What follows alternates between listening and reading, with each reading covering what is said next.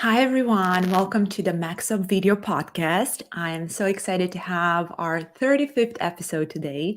And because it's a fun number, right? So I wanted us to have a really great speaker. As always, I always invite friends that we admire and we look up to in the space.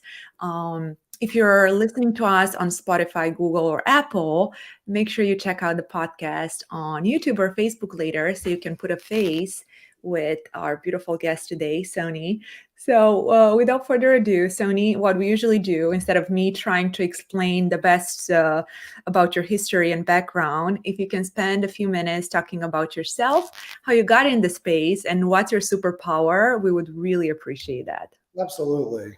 Thank you for having me. Such a pleasure to be here at the end of the year and great to connect with, as you said, a good friend. And calling me a beautiful guest does yourself a little bit of disservice there. So, you're the one we aspire to be. I'm Sonny Palta. I'm the CEO and founder of Affiliati Network. Um, my background, I was just a guy who graduated college, and my brother, Rahul, was an affiliate in the industry. He took me to Affiliate Summit West. And from there, I just decided, hey, I'm going to start an affiliate network. It seemed like a valid place where my expertise, my abilities of fiscal prudence, of salesmanship, of information synthesis would be well utilized. And from there, I bootstrapped it for the first 2 years. And at that point, started hiring some team members, including our current chief revenue officer, who started as one of our account managers. And we just grew the company year over year as a fully bootstrapped enterprise into what it is today. We have 40 people, mostly located in Santa Barbara and Chicago, and scattered across the United States. And it's just been such a blessing to be a part of this industry and join it when we did. I always like to say, I've done one job as an adult in this world, and it's been running this company. So I'll often tell my team members, I don't know what I don't know because I've done one thing, and been blessed enough to have some great partners on the advertiser and affiliate side to help us get to where we are. You asked me, Amazing. what's my superpower? And I think it's three things. One, it's information synthesis. It's Mm, something I'm very good at. I have pattern recognition qualities, and this is something that team members have told me. So I was oblivious to it until it was brought to my attention. And then the other two are sheer force of will, just persistence, and uh, hustle. and yeah, hustle, sheer force of will, whatever you want to call it, just a deep rooted hatred of losing.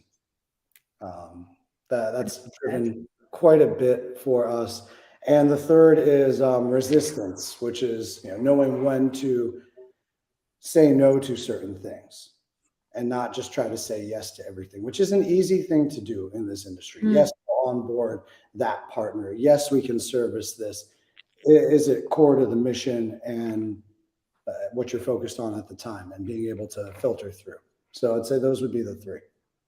Amazing. Those are wonderful ones. And I can highly relate specifically to the last one because we have learned to say no. And many times it's better for everyone, right? Not all clients are going to be a good fit to our DNA and how we do things. And, that's okay.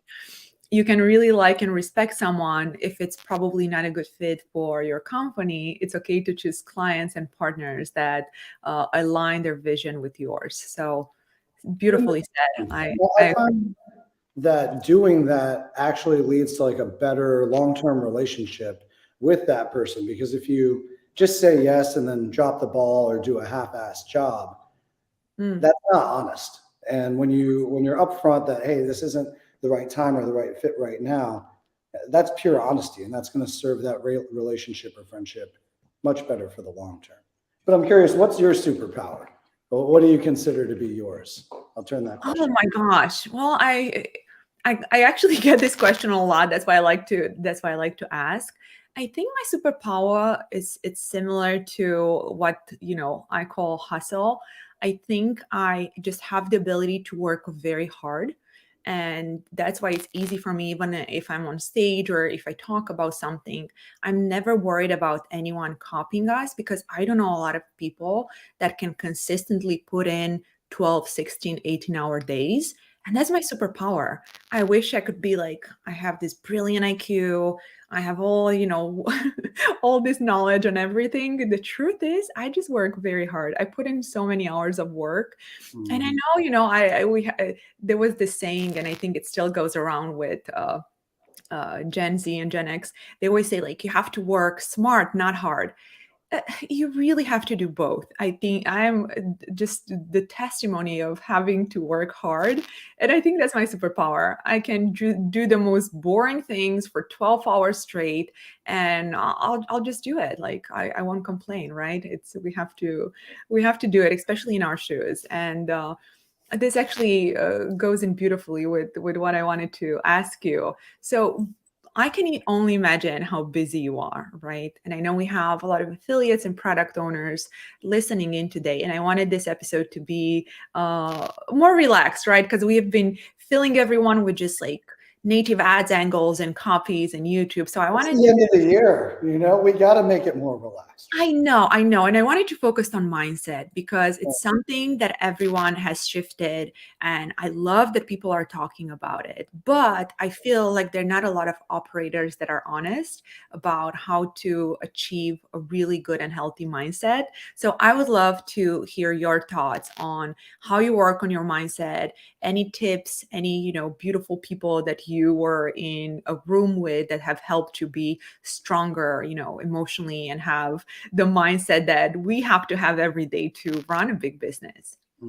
No, it's a great question, and I think everyone's struggling with it, like you said, and it ties into the ability to have that work ethic and output, and the harder, not smarter, sheer force of will, whatever you want to call it. I think for me, the biggest thing has been just really focusing in on a specific philosophy that I've spent a lot of the year with. Mm. I'm sure many of the listeners have heard about Stoicism, and that's with a capital S, not a lowercase s, as like a philosophy and framework for life. And a lot of it is predicated on finding happiness in putting out your best work or putting in the effort and realizing and really just owning this statement. Everyone says it, it's hard to own it. Life is never going to be perfect. The stars will never be aligned. There's an old saying like life is one damned thing after another. And that's a true statement. But you can look at that as those are problems that are going to take you out, or those are opportunities for you to test your mettle, improve your mental willpower, your persistence, and gain some experience in solving that problem. And shifting into that latter bucket has really been the thing that's kept me going, particularly like the past 3 years. I have 4 children under 10. Well, I guess my oldest just turned 10 a couple of days ago. Happy birthday, Sophia, if you just watch this. But Birthday. in the past decade, it's running a company and having 4 children. It's a wild ride. And like you said, it contributes to all that busyness. And you can find those moments where you'll be defeated, or you can really pull from within and say, these problems are now opportunities for me to test my mettle. So early on in the year, I got introduced to Stoicism by a good friend, and a couple of good books that I'd recommend are like The Obstacle is the Way, Meditations, really great. It's not a widely spread or studied philosophical school. So those are Right. two big ones. But so much of it is finding the ability to shift your mental thought on the problems, turn the problem upside down and look at it as an opportunity. And so that's like when it comes to mindset, that's been the thing that's kept me going through the problems, because the problems will always be there. Mm. Always. It'll never be a good time to make a big change, to hire a key role or fire a key role that you've been putting off, to have a kid, to take the vacation. Mm. It'll never be a good time. Uh, Amen. you have to find that way to make it work. So that's been a big piece of it. I think the other one for me is this concept of Kaizen, which is a Japanese thought of getting 1% better per day. And that's been with me for a very long time. I think it was Atomic Habits and James Clear some Mhm. 5, 6, 7 years ago when I read that book. Uh, Put that bug in my ear. Like, just, it's not going to happen overnight. Just get a little bit better, put the work in every day. And that whole concept of just slow, steady, measured progress, showing up every day, like you said, every day, Mm. even when you don't want to, every damn day, show Yep. up. Yeah, that's been a big one for me. And I take that like to the gym. So when we talk about personal habits, about 3 or 4 years ago, got really into weightlifting. Mm. That release of just moving heavy objects at the end of the day has changed my ability to process stress. And then at least once a week, I'll go to a yoga class and find that stillness, which is kind of the counterpoint of weightlifting. It's a more Right. meditative state. How about yourself? What tactics are you employing, or what mental models have I really? was I was smiling and nodding because a huge one for me was the 1% every day and being consistent. So I always remind myself, we don't have to reinvent the wheel, change everything overnight, hire all the key roles this week, 10x everything. Mhm. Grant Cardone is a great dude, but I've never agreed with the 10x overnight, and I'm sure that's not what he meant, right? But it's about consistency and showing up every day, being consistent and being present. That has helped me the most. So I try to learn and to put that pressure of, because people always expect a lot, right? So you have a successful company and people expect you to uh, bring more new amazing offers, be there, be present, be at all the conferences all the time, and it's really hard. So I learned to show up, be present, try to do better every day. And honestly, the biggest one for me was to not take things personally. In my 20s, I was so lucky to be, because usually it takes a while to get to be comfortable with not taking things personally, because we're Mhm. human, and no matter what people say, we're human and we get our feelings hurt, right? So that was a really big one for me. I think if we can invest in anything, is to learn to not take things personally, because believe me, most humans in this world, they really don't mean to hurt you, especially at work. When someone says something, it's not their intent to for you to have a bad day, right? They're probably going through something. They're probably just more direct, more assertive. There's so many different ways of communication. So, especially in our business, in our culture, and the digital nomads culture, don't take things personally. I mean, there's going to be so much drama that we can just simply avoid by not taking things personally, being direct. That has helped me a lot. But it's beautiful that you talked about the 1%, because a lot of the viewers have heard me say a lot of times. So I promise you guys, Sony and I did not cross check notes before we. No, no. Two things you said there that really struck a chord for me on not taking things personally. A good skill set, and I think I said this to the team on our last all hands call, is seek to understand before you seek to be understood. And Mm. doing it in that order has really served me well. A good anecdote, like I had an affiliate reach out and he was very upset because of the performance on an offer. And, was cursing, like a little vitriol being spewed my way. And rather than getting reactive, which was my initial reaction, I promise you I'm human. I just slowed it down and got to the meat of the matter about what was going on. And as soon as that happened, the entire tone of the conversation changed, and we all walked away with a positive outcome. And that was really powerful. But the 1% thing, I think Buffett said it a long time ago. Like, no one wants to get rich slowly, Yep. right? But that consistently, that 1% per day, I'll be 36 in March. So I guess I'm starting to get up there. But this I just industry, I just turned 36 in August, so it's a beautiful oh, age. there, I love it. And it's taken, 12, 13 years of running the company, but it's been a fantastic journey and the outcomes are there. It's just steady, measured progress. I told I one of my friends, he asked me, we were hanging out, like, how long have you been doing it? I said 12 years. He goes, oh, an overnight success. Got it. you know. Amen. And I have said this so many times. And again, guys, we haven't crossed notes. It just happens that we see the same patterns. We have this flux of people in our industry, and we have so many people with, not just courses, but all this information for affiliates out there where you can make money overnight, right? And I am just so cautious about putting information like that out there. Is it possible to make 50K a day as an affiliate? God, yes. But the affiliates that make those numbers, they have worked hard for a long time. They know how to create fresh ads, they know how to optimize. So we need to be really careful with, and emphasize how important organic growth is, right? I wish we could tell you guys just follow A, B, and C and you're going to be a millionaire by next year. But truth is, the people that I know in this industry that are relevant, that have successful companies, that are in the green, right? They focus on organic growth, not making a lot of money overnight. And that's paramount to remember. Well put. I wanted to ask you. So, I'll have a few mindset questions too. But I know a lot of people are dying to know because you're also running a network, and I'm all about the abundance mindset. Affiliates should always test and see what are the best offers out there. What type of niches and offers you've noticed, and traffic sources that have been doing good for you guys and your community?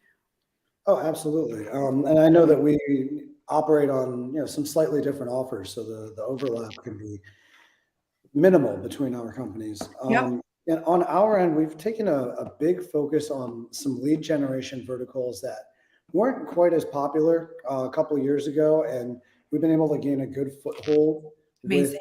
the brands and advertisers there. So we're looking at kind of an underserved community, and the pharmaceutical community has been a big one for us over the past 2, 3 years. I've Really? really enjoyed figuring out how to bring more entrants from that sector into performance marketing. I Mm. think that's a really interesting mindset as a whole, is just figuring out an untapped niche, because understanding the model of the performance marketing funnel and the traffic funnel and taking that out to an untapped sector can yield some really incredible results. Oh, yes. Those brands and advertisers, everybody wants what we can do. And when you can bring a new entrant in, you can show the power of this machine. So that pharmaceutical sector has been really interesting for us. We're still very big in e-commerce. So just direct to consumer products. Amazing. Um, Outside of that, we've always been strong in the NutraSpace, so Mhm. weight loss, anti-aging, CBD, things of that nature, and a big push in financial. That's obviously tougher right now, given the Sure. macroeconomic climate, which, if you want to spend some time on, I love nerding out on that. I'm an economist by trade, and yeah, you see the market shocks there, but I think it's about looking at, okay, am I just pushing mortgage and refinance, or am I able to take a larger swag at the financial sector as a whole and apply those same tenets to other financial products when we see a rising rate environment and refis kind of not as in vogue at the present time. Amazing. That's so helpful. And we've been laser focused on health stuff, right? Right. The health stuff, it's not as you said, it's when I think about health, it's not as much neutral, like it's not as much weight loss or CBD for us as it's health offers that usually baby boomers would buy, right? Like Mhm. joint pain, nerve, and vision, and that has been great. But as always, it's so important to know what's working, what other friends are doing in the space. What about traffic sources? I've noticed that a lot of affiliates that used to do Facebook are crashing in on YouTube, for example, or Mhm. affiliates that only did email now are trying other sources like GDN or native. Have you seen like a lot of affiliates switching some of their traffic sources or trying new traffic sources? Yeah, we made a push into some of like the second bucket social networks, trying to make Reddit, trying to, Mhm. obviously TikTok's not even second bucket anymore, but the True. a demographic can be tough. We've always taken a very wide approach, so I wouldn't say the concentration is anywhere. Facebook's still top dog. I think from a macro climate, you're going to see them fire 10% and probably another 10%. and you'll see how profitable that company can actually be. Because Yep. when you triple your headcount over a 4-year window, you've got some bloat. And as a platform, I think the rumors of their demise have been greatly exaggerated. I agree. I agree, Coming especially back to something you said there about the health offers, though, that kind of ties in when I was talking about the pharmaceutical stuff. Like, I found a good result talking to affiliates who run those VSLs for nerve pain, Mhm, for diabetic products. And then mhm. we've got these lead generation offers that are here's a free diabetes testing machine if you Smart. qualify under Medicare Part B, and things of that nature, where you can take the same data set that's converting on product A and cross monetize that user to product B on a lead generation offer if product A was a sale offer. And the people who are doing that are extracting a lot more revenue per user. And when I look at the future of the industry, like that cross monetization and cohorting of customer is really the thing that lets your ROI jump to in a significant way. And looking at it analytically, finding a paired offer. If we Mm, do home warranty and that data set and that pixel's got some good learning, or you built a squeeze page that captures the user data, are you cross monetizing that user to an auto offer? Because if you own a home, you probably own a car, mm. or solar, home improvement, bathroom remodel, etc. And even on the elderly offers, stuff as simple as like a walk-in tubs lead generation to any product catering to the 60 plus market. It doesn't have to be a direct diabetic to diabetic.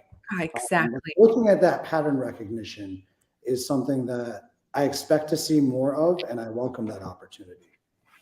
Incredible. I love it. All right. So going back to, I know we have a lot of operators that love to listen to the podcast. So I would like to spend a few questions for them and for me, selfishly. So big, huge problem in our space, in any industry. What am I? All the industries is people. And when I say people, is hiring the right people, motivating them, making sure they, they do a wonderful job. How do you guys go about finding talent? And is it difficult? Because I'm going to be honest, I find it very difficult. Yeah, it's incredibly difficult. It's the greatest challenge after you get out of the first growth phase of a company. You know, there's that 0 to 15, then there's the 15 to 35, and then beyond. Yeah. And maintaining, when you're 0 to 15, it's everybody does a little bit of everything. And you can find Yeah. those people who are willing to take that bet Mhm. on the outcome. Yep. But from there, it's you're recruiting for people who want some more stability. Maybe they're still willing to take that bet in some capacity, but you have to maintain that culture that got you there, of the Mm, willingness to do anything, put in the long hours, etc. And it's really the greatest challenge. We recruit on LinkedIn for certain roles. We'll use a recruiter and pay the blood money to have a recruiter go source okay. the candidates.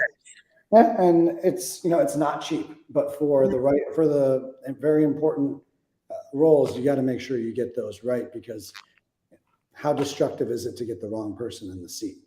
yeah. It puts you back months.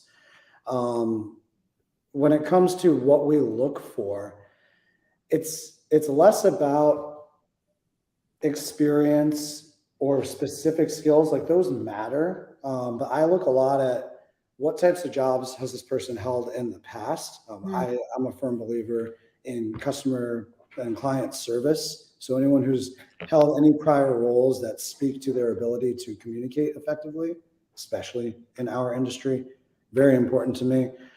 And just, it's how do you find people who have the willingness to solve the problem, that will exactly. apply the critical thought?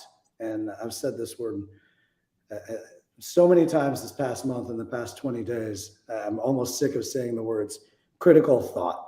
But to me, that application of, like, why would you not do your best if you're working on something?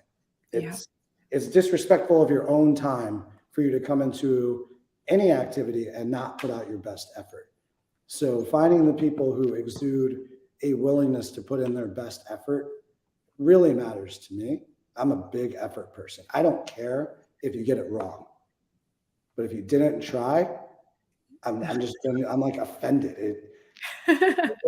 It like gives me an ulcer. It makes me so mad. 100%, 100%. What about like internal culture tips? You don't have to share all of them, Oh, but sure. for example, one of the big things that have worked beautifully for our team is the idea meritocracy. And what I mean by that, not just because someone is in charge should get to decide how we're going to do things. So we Mhm. love to involve everyone, and the best idea should win, right? So that has helped beautifully, as we grow. But I would love to hear about any good cultural tips that have worked for your team. Yeah, we do like the monthly all hands kind of open format call, which is important with a team spread out like Hmm. we are. You can't get everybody together. Sometimes we'll do an activity. One month we planted a garden. One month we made cocktails. So just having space where you're like turn off Skype, turn off Telegram, turn off anything else, and just be with your people for a minute. We've done a good job, and we're starting to have more in-person summits. So when Mm, everyone can't be together, and I'm not talking about at a conference because the conferences get crazy and they have their yeah. own purpose. But getting the team together so that you have that human interaction with the other people that you work with, I think is at least a couple times a year to the best of your ability. It's important. One of my favorite ones that we started doing, we've only done one, but I've started carving out an hour once every 6 weeks or so. And it's just ask me anything. Why is the sky blue? What kind of, yeah, but what's your favorite thing to do with your kids? And just make myself available to the Mm, team. Because what I find that that does as an operator is it humanizes you. And mm. especially as you grow, your ability to interact with every person on the team starts to get diminished. And that's where those fun origin stories will come out. Early times when you closed a big deal or you did something awesome at a conference. One of the company favorite stories is I got up on stage in Vegas at Affiliate Summit with some casino lobby bar band and sang karaoke with them. And, yeah, right after a client dinner. So Do you you know, have a video of that? I do have video of that. We'll put it in the show notes. Okay.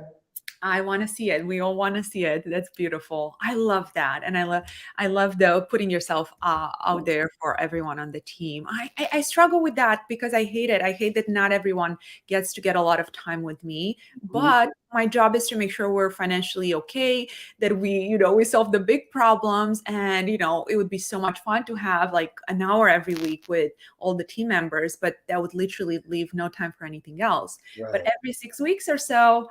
I can see how that is doable and very valuable. Yeah. The little ask me anything. It's fun. It's fun. Well, you should extend that to other operators in the space. Ask Absolutely. Sonny anything. And then I already have a list, so that's perfect.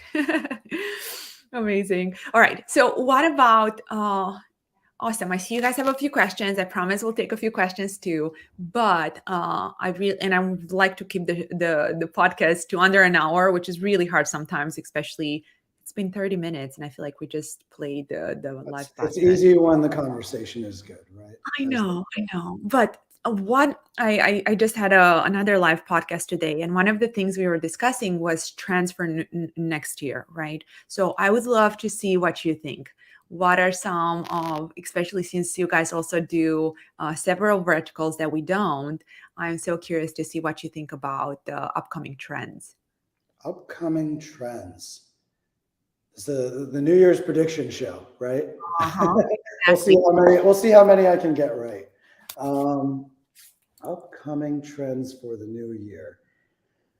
I and maybe this is the perpetual optimist in me. I think it will be a short-lived recession. I know that's antithetical to what the experts and the pros are saying, but that is my belief. So I think that we see a macroeconomic rebound, Mm. and with that, somewhat of a reversion to the mean. There will be some pain probably until the middle or third quarter of the year, but my prediction is it's a shorter recession, and I hope everyone's rooting for that one. Of course. And with that, what does that mean? Hopefully, that means we see the consumer spending habits start to rebound, less of the push into what I'm seeing right now is subprime. But in the first half of the year, if I were to make a bet, I'd be running a lot of the subprime offers. I think the pain comes before it evacuates. Outside of that, predictions for the new year. You're going to see, especially in the financial market, just a deeper evaluation of the lead quality. Mm. You're going to see some major players really lower the spend.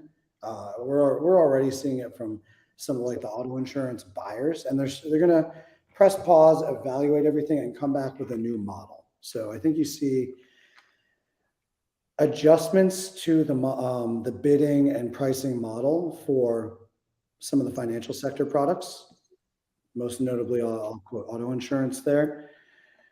One of my favorite people in the industry, Stefan Georgi, he's been writing a lot. If anybody's not on his newsletter, you should be subscribing to it. He was a guest on our podcast as well. And his copywriting, just that you can take from his newsletter, are very good tips. But he's been writing a lot about leveraging Chat GPT and the proliferation of AI.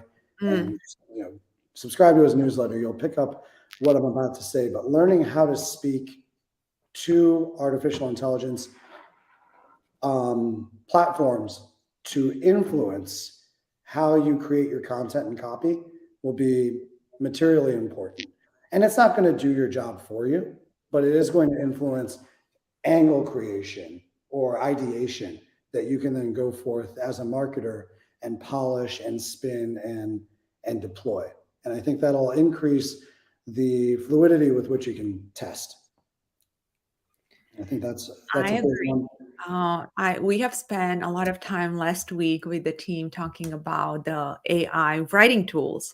Mhm. And we actually implemented even for personal use, because a lot of the team members are brilliant, high IQ individuals, but introverts. So they have a hard time being bubbly. So we tried to ask the AI to help and make the messages more bubbly. And guess what? It's brilliant. I mean, I'm such a fan. And obviously, it's paramount and very important on how you word the questions Mhm. to the software. But I personally think it can help tremendously. And for us to have access to that, right? Not just Grammarly or any other tools that used to help us write better in college. I mean, this is the next level. It can really, really help all our day-to-day operations. So are you using that to help your team better engage with advertiser and affiliate clients and revise messaging from like a chat interaction perspective? That's Exactly. fantastic. Exactly, because I love to hire high IQ individuals that are Mhm. very good at problem solving. Critical thinking is not a problem, but those individuals are usually not bubbly. And, it's okay because we all have different superpowers, right? So many times I find myself having to write elaborate messages to just make something sound better that could be probably said in 2 sentences. Right. But some partners, they expect the bubbliness from us. So Mhm. that's been just brilliant. And I'm so happy to share that, because it really helped several team members to feel more comfortable knowing that they will be able to write bubbly messages. With truth is in our space, it is important. Absolutely. It's how do you get your persona across written rapid fire messages? It's very important. How It can you is. inject humor where humor is deserved or bring it back to the main point when necessary? I like Exactly. And I mean, think about all our team members. Not everyone was hired as an AM. AMs naturally are, great communicators. They can make jokes, but the dev team or the accounting team, it shouldn't be their superpower to know how to communicate in that manner. So it just helps them in the few cases where they do need to interact with partners. Absolutely, because I always say like each person within an organization has a touch point with whoever your respective client is. And so if accounting is reaching out to a brand or advertiser for payment collection, that is an opportunity to continue to foster the relationship and looking at it under that lens and then providing them the tool to help pull that out of them or leverage AI to get that bubbliness. I think that's really fascinating. And I love hearing that you're doing that. I might borrow that one. Oh my gosh, I'm just so happy we could. That was my first thought, because again, I have had this conversation with key members of my team who are like, I feel like sometimes I'm just not able to say what I mean, because I want to be direct. And, I feel like uh, because we're writing, it's 99% of the time written communication. They Mhm. want to sound kind. And so it was a big one. And I think the other big trend that I've noticed, even for like native ads, is this shift, even for emails too, the shift for personalized ads. So, we have all those videos for YouTube or TikTok, and of course, they are more personalized because it's a video, it's an interactive, right? With native ads in the past was enough to just have a good pre-sale, maybe an image, and you would get a lot of clicks. But because users are on social media now, like even when they get their news, people used to go to CNN to wallstreetjournal.com to get their news. Now they'll just get on Insta, they'll go to NPR's or Mhm. CNN's page and try to get their information from there. So I think we need to adjust better, and next year is going to be this trend towards personalized ads across all channels, like as personalized as we can be, and interactive. I do like that interactive piece. I saw a very interesting pre-sale that employed a pre-programmed chatbot as part of the pre-sale. And I thought that that was pretty fascinating. It was an interesting angle. Just saw it yesterday, so I plan on spending a little bit of time dissecting that and reverse engineering I what the actual use cases could be there. You need to share that with me. I will. All right, brilliant. So, actually, let's take two questions.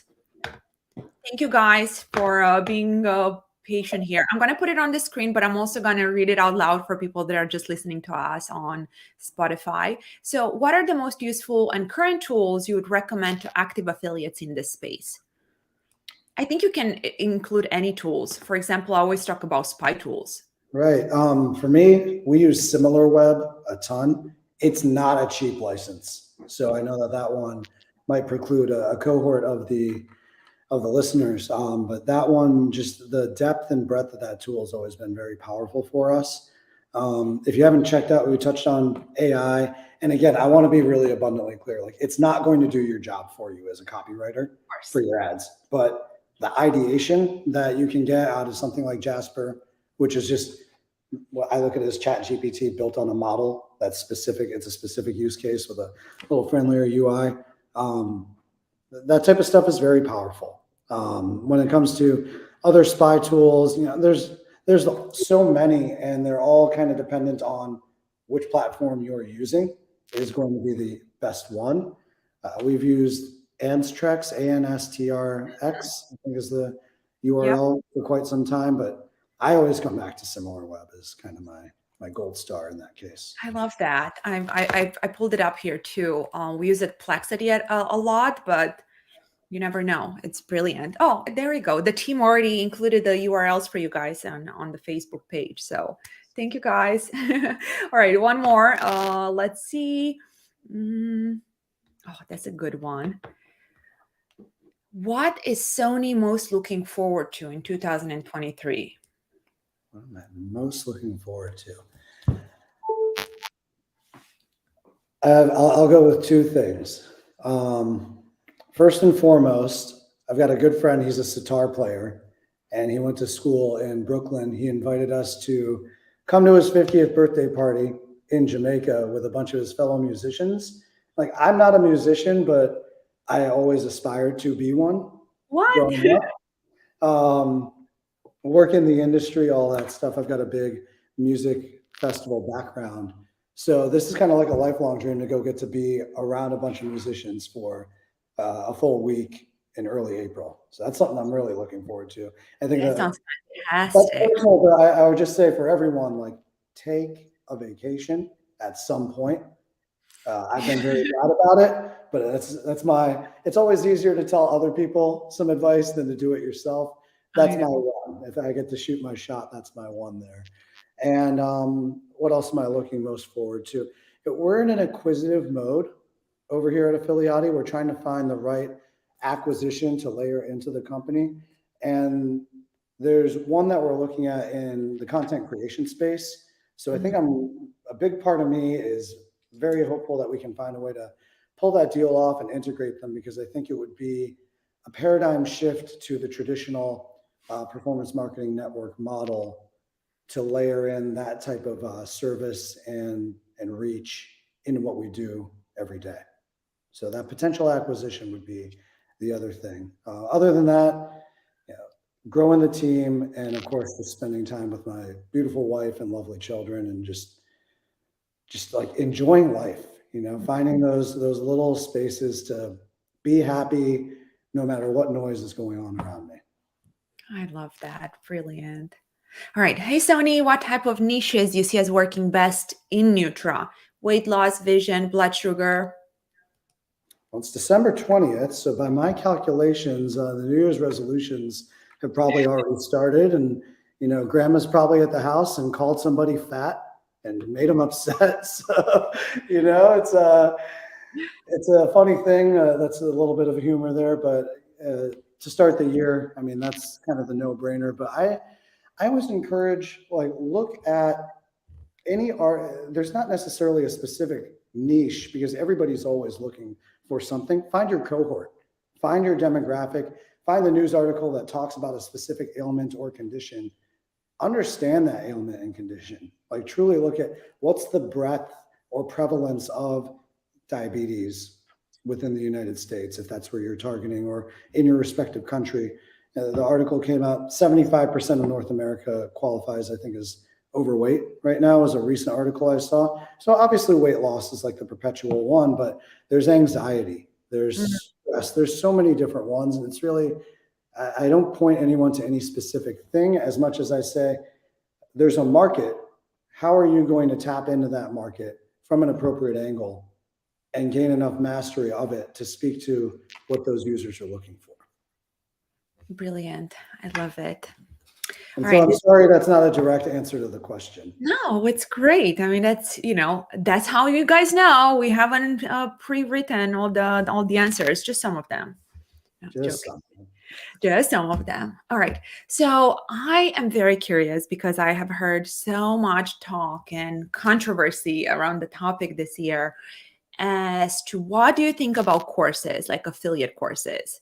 Because we have, both directions. Like, some people are like totally against them. Then you have some affiliates that go through them and they find them so successful and are helpful.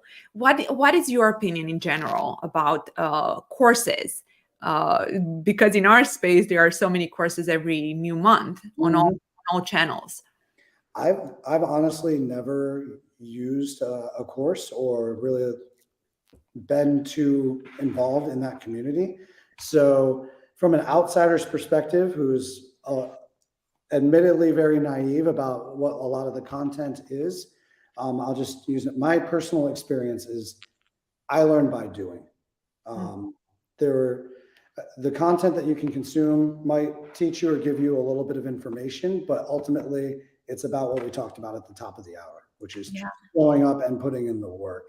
And I think that that's really true. Like, if you look at an affiliate course or you look at a college degree, it might teach you information, but you ultimately have to go do the work. You have to show up every day and be consistent. And so whatever you use to get the information, whether it's a course or whether it's Stack That Money or forums or whatever it may be, to start to understand how the industry works, if that's what the purpose of the course is, you got to get your information and knowledge base from somewhere, but then you have to do the work. The types of courses I think are probably more valuable than others are skill specific. If it's broad based, you're going to get that high level overview, and that's helpful for the initial 101. But as you're honing your craft, I look at, is copywriting something you really need for the avenue you've chosen within this industry? If yes, you should find something that speaks to that for your continuing education. But you should always be learning, and it doesn't have to be a course. There are books on copywriting. Like, I listen to Audible all the time, and that's how I get all of my book stuff, because I just have lost my ability to sit down and read a book after staring at a computer screen and reading the chats and emails all day. But There are books on all those topics, and so hopefully that's a useful answer. I don't know that I'm necessarily the right person for that question, though. No, and that's why, it's not a curve in any sense, but sometimes when I hear a lot of talk on specific topics, I love to bring it up. Okay, so you spoke about books. I'm a huge nerd. I love to read. I do love to have like a real book in my hands. I do use Audible too, especially if we're, driving or whatnot. Are there any books that you read recently? And I know you gave me three titles earlier, but anything that you read recently or listened to recently that operators would find useful? Hmm. There's one called The Happy Samurai, especially for operators. And it takes like the old philosophy of the samurai and also applies like a lot of modern parallels. But for an operator, I think that one's really powerful from a making sure that you stay happy. Because, like, pardon my French here, you might have to put the explicit tag on here, but holy shit, it's easy to just get stuck in like the anxiety as an operator of what's next. Are we going to survive? And there's that old Mark Twain quote. I'll probably butcher it, but I've known a great many problems, and most of them have never come true. Right? There's something to that effect. And like losing anxiety and finding a way to be happy, A, it's kind of important if you want to live a long time. B, what's the point of living an unhappy life? And C, it makes you a better operator. It just makes you better at your work. And so that's been a big thing for me, is just like letting go of the anxiety, because this is an industry, it ebbs and it flows. There's an algorithm change, and internally, you're not ever going to really say it out loud, but you see the numbers go from here to here, and you're like, okay, good run, everybody, good game. Let's pack it in. And then it rebounds, because that's the nature of the beast. Things change, and being able to withstand those and maintain that happy attitude or lack of anxiety and roll with the punches, it's important. So I really loved Happy Samurai. That one helped me a lot with that. And for fun, I'm listening to The Lord of the Rings, narrated by Andy Serkis. He was the actor who played Gollum in the original trilogy, and his voice acting is very powerful, the way that he conveys the story. So I've been really enjoying that one as well. I love it. Fantastic. I made How a about mention. yourself? Oh my gosh, I relax when I read. So I read a lot of fiction. I don't know, the last month I read Book Lovers, fantastic, witty, funny, lessons in chemistry, uh, Black Cake. It's a lot of like historical data, and Made. Those were the four. I read a lot because that's how I relax. So instead of like a good Netflix show, if I have, and well, my son is 6 now, so I just had time the last year to start reading. So I'm really into it. That's how I relax. But those four are like, I really recommend them because they're easy to read and relaxing. So One other good one. I love Ben Horowitz's The Hard Thing About Hard Things. mm, He started his first company, went through the dot-com crash. It's a lot of life and death of the company, being on death's doorstep and pulling through. And he's obviously wildly successful, being the partner over at Anderson Horowitz, which is mm. Silicon Valley best. Such a good one. Such a good one. And I mean, for operators, the audience have heard me say this before, but Cal Newport's Deep Work. I'm such a huge believer in that deep work aspect. It like helps you to understand why is so much value into not just working, but setting time aside for deep work. And as operators, we need to do that. There's no way around. It's like kind of like skipping class, right? You can take out deep work from your day. You need to be like focused and in the trenches doing certain things. And that has helped me tremendously. I've read it several times through my career, and I always learn something new from it. That's a good one. I'll check that one out. Oh, You bring up a good point in there, that it's so easy to get caught up in the pings and the rapid fire and lose the deep work, because everybody needs something from you, and yeah. having that space and just blocking off the calendar. sometimes my team's going to probably watch this and they'll figure out my secret. But a tip that I use is I make fake meetings on my calendar so that it shows me as busy. So to all the fellow operators out there, if you're finding it hard to block out, create a fake meeting, make it recurring. Everyone will see you as blocked and busy. There's Don't your we all do that though? I thought it's common sense that all operators have to do that, just fake meetings so you have time to do work. One other good one I did is this one's probably back at the beginning of the year. It's called "The Man Who Solved the Market" by Gregory Zuckerman, I and it was didn't read about some of the first firm to really employ algorithmic trading in the stock market. And what I it. loved about that was the parallel that you can pull from those lessons to finding ways to solve your market, whatever your market may be, and looking at it from the work smarter part of work smart, not hard. Work smart and hard, right? Both. You have to have both. You really do. All right, a couple more questions. Yeah. Brilliant. I saw one here from Muhammad. Which is the best native ads website? Ooh. I'll answer two. You can go first if you want, Sony. For you.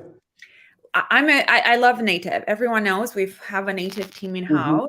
And honestly, Muhammad, it really depends on the offer. Some offers are going to do better on ref content. Others are going to do better on Outbrain.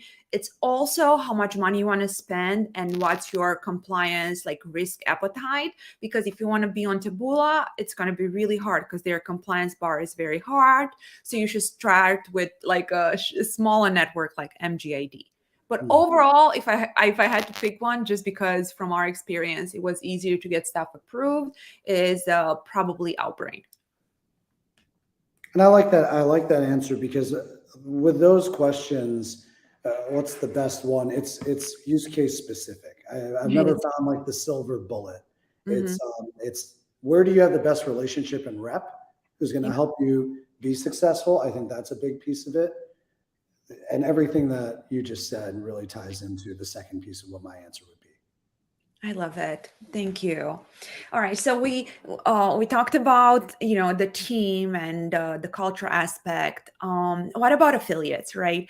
Do you have any advice for affiliates that are starting in the space? Because every day we see new courses that are bringing new affiliates to the market. So they're not always equipped to understand exactly the dynamics of our space. So what would be your advice for brand new affiliates in this space? Focus. My same advice for people who've been in the space for a long time is pick a lane.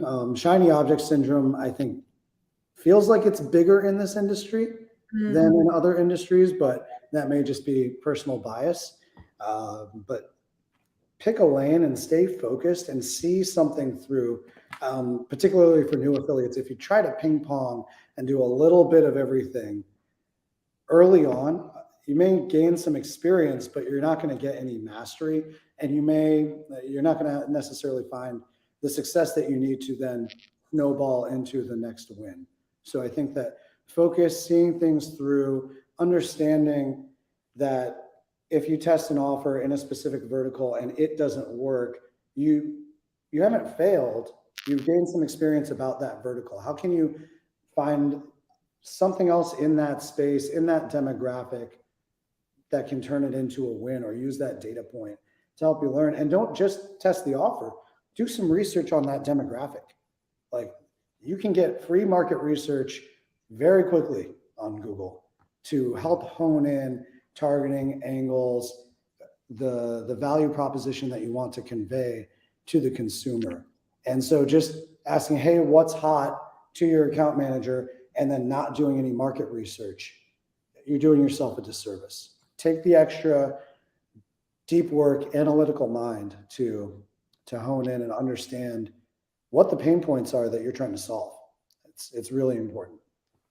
That's beautiful. Thank you. And now to the other side of our industry, product owners.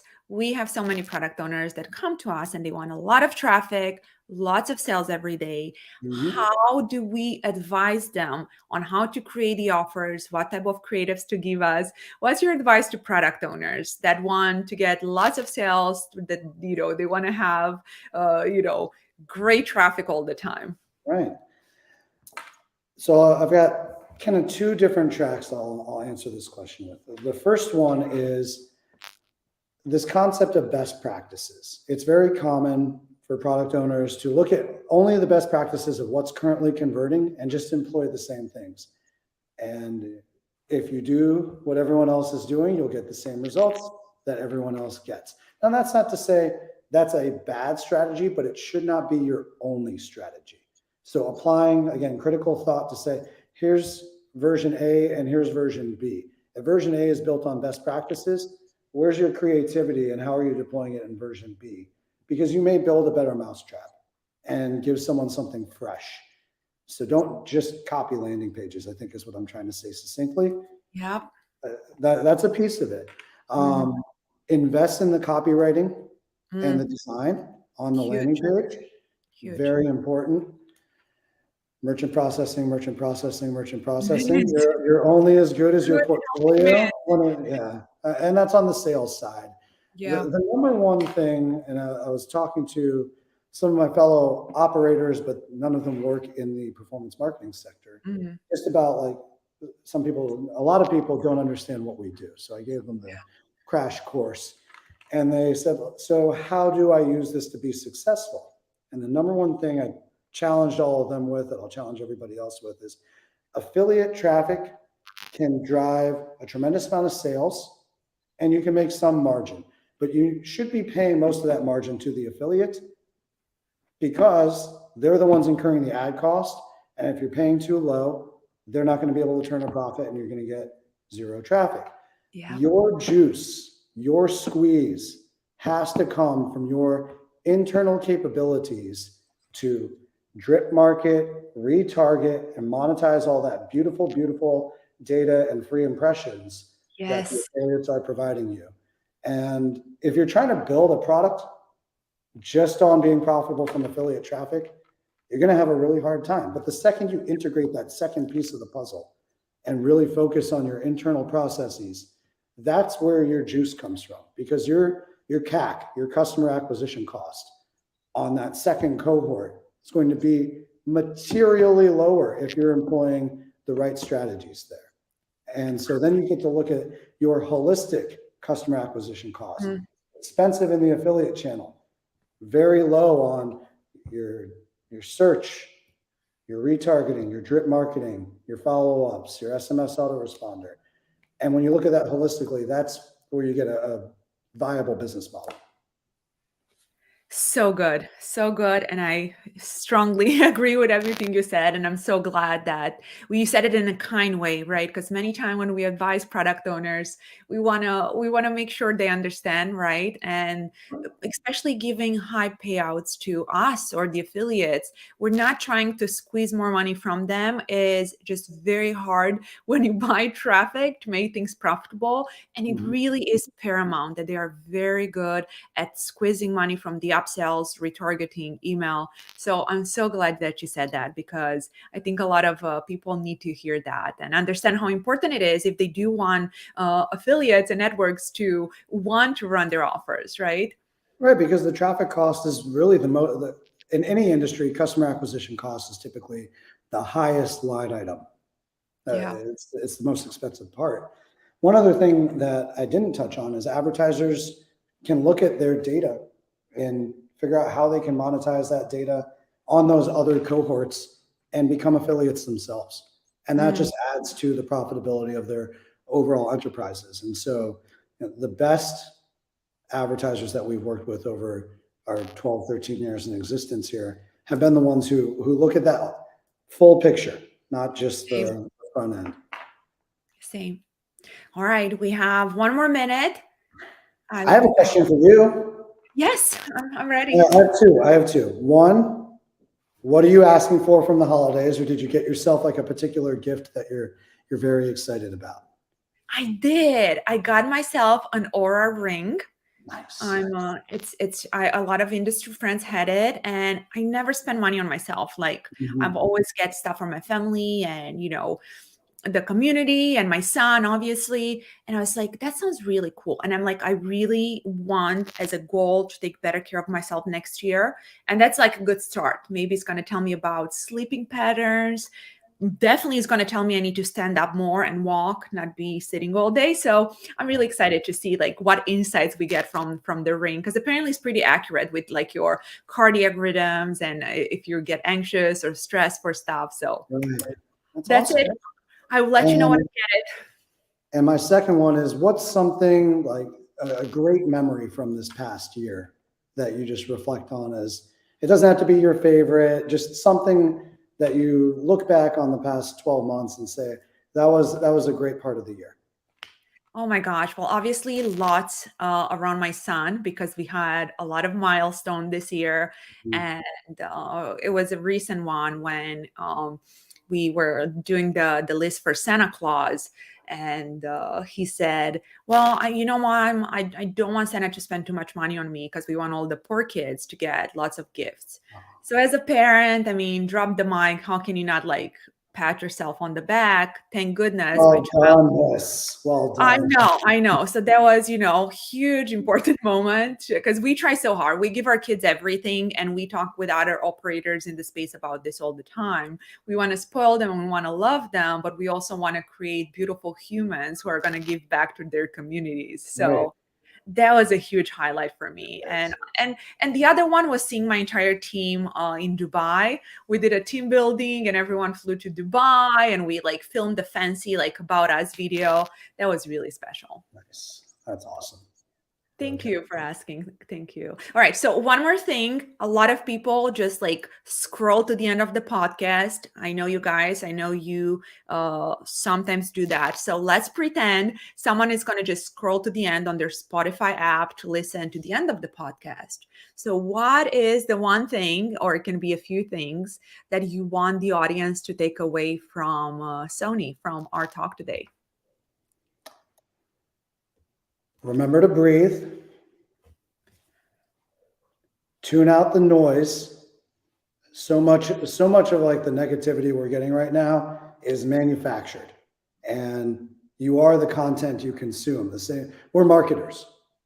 Remember that you're also being marketed to, and the content you consume is absolutely going to affect your mindset.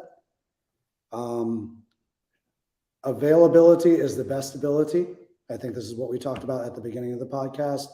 Be Yes. consistent, get 1% better per day, and 100 days from now, you'll be twice as good as you are. And that, whether that's on earnings, if you make whatever it is, whatever your target metric is.